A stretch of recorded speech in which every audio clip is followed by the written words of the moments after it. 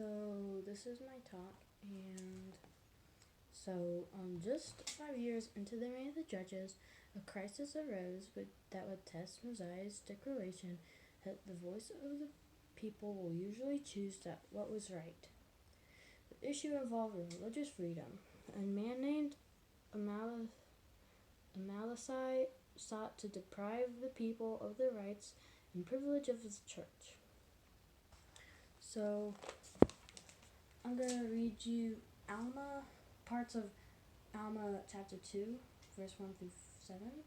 So the chapter is saying that Amalekite was a very cunning man, and he was being after the order of man, and I thought that was connected to the natural man. And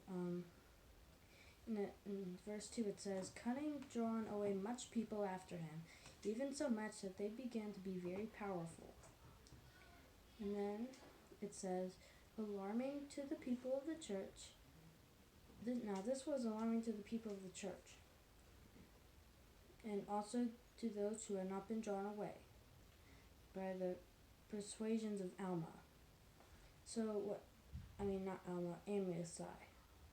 Anyway, it's saying that Amasai was persuading them, with temptations and other stuff, like how it happens to us sometimes when we get tempted to do wrong. And then in verse 4, therefore it were possible that Amasai should gain the voice of the people, he being wicked man should deprive them of their rights and privilege of the church, for it was intent to destroy the church of God. And then in verse 5 it says, "And it came to pass that the people assembled together themselves throughout the land, every man according to the mind whether were for or against Amasai, in separate bodies, in dispute and wonderful contentions with one another."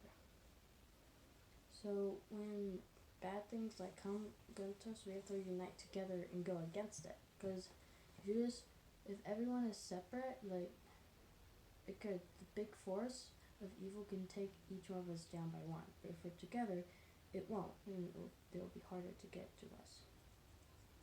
And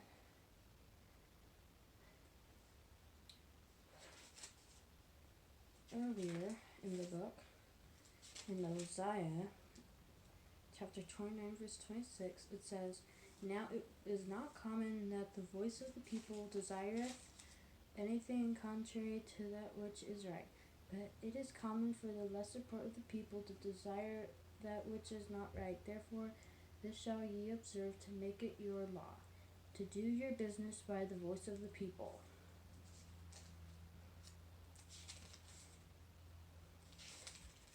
I think that was all. It's really hot in here.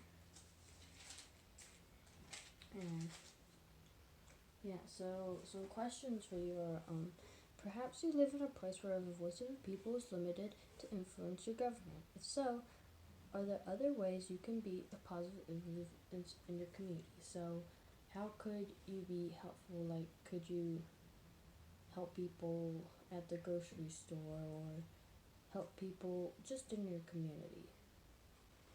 In the name of Jesus Christ, amen.